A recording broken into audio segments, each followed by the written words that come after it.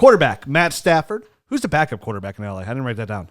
Here, I got the depth chart right here. Backup quarterback in LA, John Wolford. That's who it is. Running back, Cam Akers. Was Cam Akers. Oops, there goes the knee. Daryl Henderson, Xavier Jones, Jake Funk, their 5th-round pick. At wide receiver, we got Robert Woods, Cooper Kupp, Tutu Atwell, their 2nd-round pick. Also their 1st pick. They didn't have a lot of picks. Still don't get that one. He's only 155 pounds. What's there to worry about? And they signed Deshaun Jackson. They have Van Jefferson. They have Ben Skowronek, 7th-round pick. Yeah, 6'3". At tight end, they have Tyler Higbee, Bryce Hopkins, and they also signed Jacob Harris, who was a wide receiver, who they converted to tight end in the 4th round. He was a wide receiver, only played 9 snaps at tight end, but whatever. So let's talk about the Rams. At the top, let's talk about Matt Stafford, because the Rams have been a team that have not been able to throw the ball downfield at all with Goff. I mean, everything they did with him was short, sweet, right? Like, here it is, get with it. Even that provided high-end wide receiver production out of guys like Robert Woods and Cooper Kupp. 2 very valuable fantasy football and dynasty fantasy football assets.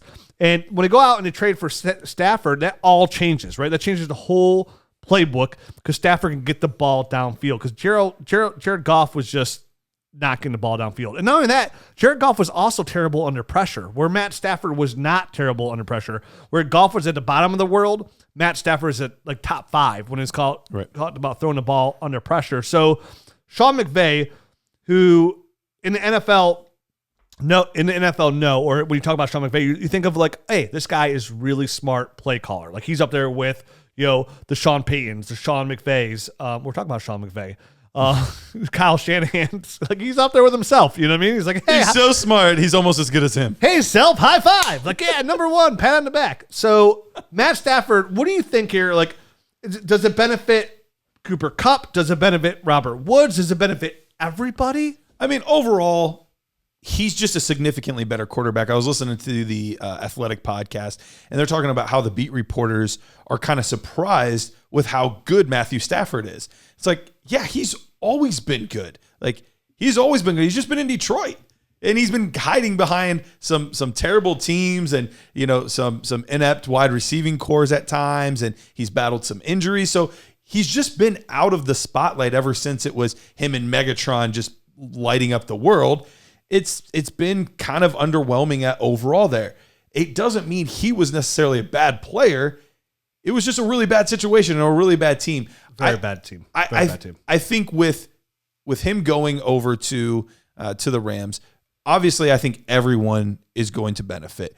But I think what I'm looking for the most is who are going to be those players that get down the field more. We talked about it in some of our buy and sell episodes, and why we were so high on, Robert Woods was, my buy once again, even though he's undervalued every year, he's still once again undervalued this year. 4 years straight, I said in this podcast, Robert Woods' value. Now the world's caught up. Yeah.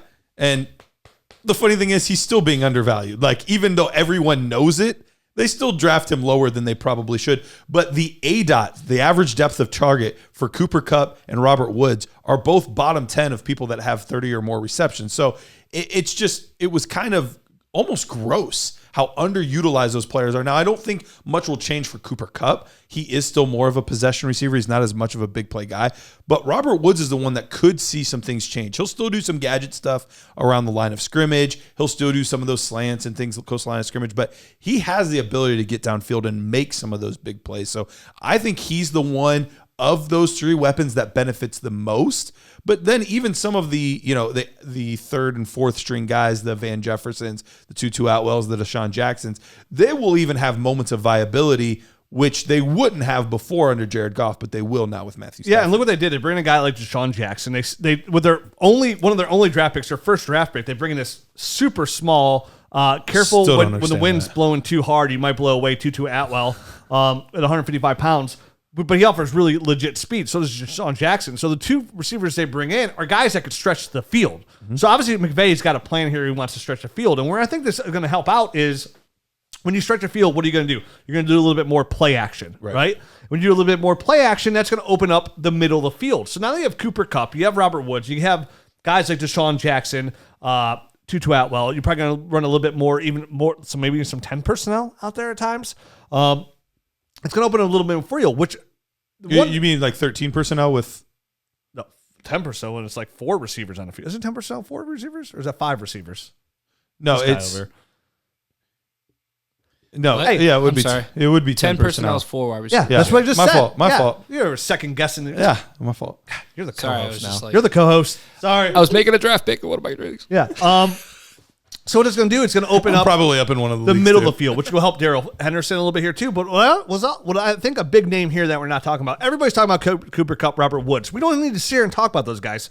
They're already well respected in fantasy football and the Dynasty community. Everybody's caught up to Robert Woods. Robert Woods, I think worst case a wide receiver 13 again this year right there. Right. Cooper Kupp in the same range with McVay. Definitely with the loss of Cam Akers. Daryl Henderson slide in. Daryl Henderson looked okay last year. 154 touches, 783 yards. He averaged 5.1 yards per touch. He had 6 touchdowns. So he'll be just fine. He'll probably be a mid-range running back too in his offense. But I do expect him to throw the ball more. And the one person that nobody is talking about that we should mention here is Tyler Higbee. I think with the more play action here, opening things up with the speed on the outside, with Daryl Henderson back there as well, it's going to open the field a little bit more, which is going to benefit Tyler Higbee, the tight end, which they did get away with. McVay did go back to run a little bit more 12 personnel last year as well. Because remember, Van Jefferson started off the season, his rookie year, the first 2 games, he was utilized. Right. And McVay just thought he wasn't ready, so they reeled it back in, and then he was almost unrecognizable for the rest of the year. Right. But with the play action, then you take out Gerald Everett, who signed with Seattle Seahawks. This makes Tyler Higbee pretty much a lone weapon here at tight end. And we go back when back in 2019, at the end of the year, remember how hot he was in that offense? 5 straight games over 100 yards. We're talking Rob Gronkowski, Travis Kelce. None of those guys have ever done that. So the ability is there for him to be able to have monster games. And I remember they signed him to an extension, even though they drafted Gerald Everett behind him. That was McVay's choice at tight end. Tyler Higbee comes in. He gets the extension here. So I think that one quiet guy nobody's talking about, if you're in a tight end premium league, or you need help at tight end, I think some value there is with Tyler Higbee for the upside and for what you're paying for a tight end. When you're talking about premium tight ends, a guy who finished as top 5 fantasy tight end in 2019, which was pretty much at the end of the year is where he did it, where Gerald Everett wasn't much of a factor. That's where the value is. I mean, if you can get Tyler Higbee for a 2nd-round pick, that's a really good add to your dynasty team when you can never have enough depth at tight end or just have a valuable asset there as a backup. It could easily be one of those situations we saw 2 years ago with Austin Hooper. And, is he better than Travis Kelce? No. But up until his injury, Austin Hooper was the number 1 tight end in fantasy because he was getting a lot more opportunity than he'd gotten any point in his career. Yes, Julio Jones was still there. Yes, Calvin Ridley was still there. But it was a high-flying offense, and he was really utilized. That could easily be what we see from Tyler Higbee this season. Yes, Robert Woods will still get his. Yes, Cooper Kupp will still get his. But especially with the injury in the running game, and I would assume that would mean that they're probably not going to run quite as much because Sean McVay's already kind of hinted at that he's worried at some of the workload for Henderson. I'm sure we'll get to him in a second.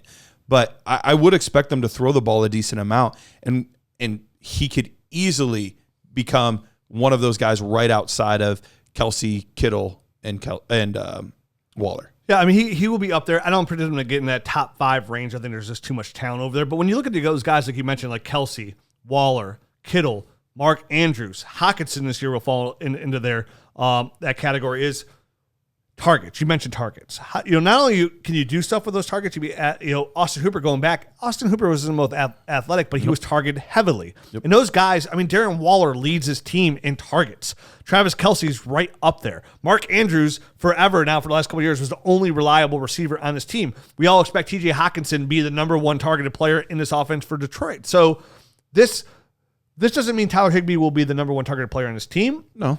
But I expect what the offense are going to run, how they're looking for the speed on that side, which is going to lead a little bit more play action. It's just going to open up the middle. And Tyler Higbee should be the main benefactor of that middle, which would bump him up to that 75, possibly receptions, 80. And when you get that high on receptions, he's up there, yeah. That's what I'm saying. It's over. That's a lot. They got to throw the ball out, which I expect the Rams to do this year.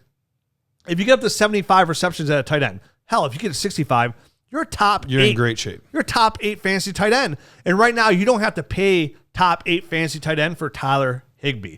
If you're doing a startup draft, Tyler Higbee's going well after. I don't know the ADP in front of me, but he's going well late after these other tight ends. And I just think there's really good value there. In 2019, he had 69 receptions, and that put him all the way up to 5. So if he even just touches 70 receptions, it's going to be a really big year for him. Yeah, so I expect Tyler Higbee is probably the best. And that was only value. on 3 touchdowns as well. Okay, that's going to be a little bit. Oh, you got Robert Woods on the team. I think of all the Rams, like if you go to buy a Ram player right now, Matt Stafford, Superflex, too expensive.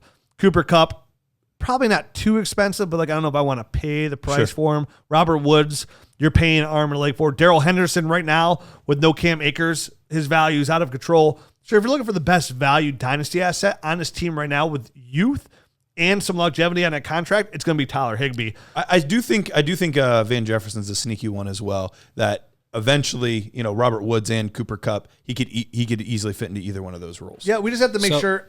Sorry, I got Higbee's ADP on Sleeper's latest published ADP sheet, and he's going as tight end 18 in Superflex leagues. Yeah, that's crazy to me. That's crazy to me. Yeah. That's where the upside is. I just think it's really good value right there. And you mentioned Van Jefferson. I like Van Jefferson a lot. Very savvy route runner, some pretty good hands. Mm-hmm. I want to see how he's utilized this year because, Robert Woods, Cooper Kupp, they're getting a little bit older. They drafted Tutu Atwell. I want to see he's got to show something here soon for him to be any kind of long-term dynasty asset. Otherwise, he just turns into, I'm trying to think of a good comparison. Somebody would be of his stature. It's not where I'm saying, but somebody who's a very good NFL player, like a solid for the NFL team, but not really a huge fantasy asset. I like Sterling Shepard. Like Sterling Shepard, like a low-end wide receiver 3. Sometimes he's wide receiver 38. But I do like Van Jefferson a ton. Right. Very good route runner. I think it's a good asset. I don't like Tutu Atwell whatsoever. Helps the NFL team, not a dynasty team. And Deshaun Jackson could be sneaky this year with Matt Stafford. If he can stay healthy, that's always the issue with him. But best ball type of league, I think he'd be worth a flyer for sure. Let's touch on these running backs real quick before we leave. I know we talked about Cam Akers the other day at the beginning of the podcast and the injury. We touched on some of the other players.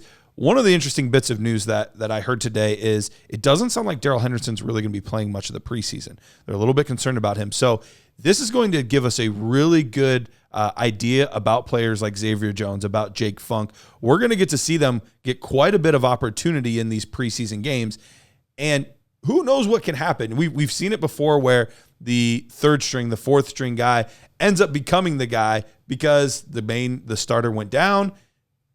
And you never know what could happen. So I do like Xavier Jones quite a bit. I just did a video on YouTube about him, actually. Oh, you did? I did. Yeah, check it out on YouTube. It's some of that content. And I remember very specifically our producer, Jared Wackerly, he texted me at one point. We were doing the scouting process for rookies late in the season. He's like, hey, have you watched tape on Xavier Jones yet at SMU? And I'm like, no, I haven't. He's like, wait till you check him out. He's a real nice prospect. Real shifty, can be involved in the passing game. I watched his tape, and when we saw each other the following week or talked to each other, I was like, yeah, dude, you're right. Like, he's a real nice prospect. And he was the guy we said last week on the podcast, hey, go check your waiver wire. The guy you really want to pick up for value is going to be Xavier Jones. Because it's most likely going to be a timeshare with Daryl Henderson. Anyways, James Funk's just an okay prospect. He doesn't have 4.23 speed. We found that out. But Xavier Jones is a real nice running back. And it wouldn't surprise me with his talent if he's that sneaky guy, like that James Robinson that came out in this offense. However, I mentioned everything's going to open up in the middle of the field, where there's a running back here that could turn into a sneaky running back too. Just on opportunity and carries alone is all they're going to need in this offense to where it's going to run. Xavier Jones is probably the best bang for your buck right now. Yeah, absolutely. He's got tons of upside. And surprisingly, despite them not investing any assets at all into their offensive line, they were terrible 2 seasons ago, ranked 31st by PFF, but they made a big comeback last year. And this year, PFF has them ranked as the 8th best offensive line. So that should open up some decent running lanes. We'll see. It's a much older offensive line. Their best guy, Andrew Whitworth, I believe he's 39 years old. So yeah, it's pretty old for an offensive tackle. I saw him tweet today. He's like, it's funny that my NFL career could get a driver's license today. Oh my gosh. Look at this guy. Good for him. Wild. Good for him. So, and like I said, I mean, I know our producer, Jared Wackerly, liked Xavier Jones a lot, just on his college tape merit alone. So when there's a player like that you liked, it's a small school, late round draft pick that you thought like, hey, if this guy gets opportunity, he might be able to do something. I get real excited because running back, all they need is opportunity. All they need. Because all they need is Xavier Jones to come out and look good, and everybody forgets about Cam Akers. Garrett, he finished as the RB10 in our nerd score, didn't he? He finishes RB9 in our nerd score. He was 10 in my personal rank, and I think he was also 10 in yours. Yeah, something. But I don't know how all the numbers worked out outside of that. But yeah, we had him as a top 10 guy overall. He led the nation in touchdowns in college. And coming out. I mean, stylistically, from watching him, you saw shades of a guy like a young Shady McCoy and some of the things that he could do there. That's some of the stuff that you saw with him. He's not going to be this big physical bruising back like James Robinson was last year, but he could win that job with his elusiveness, tackle breaking, making guys miss, things like that. Yeah, he's a real shifty running back that offers some really good upside and viable out of the backfield as well. Yep.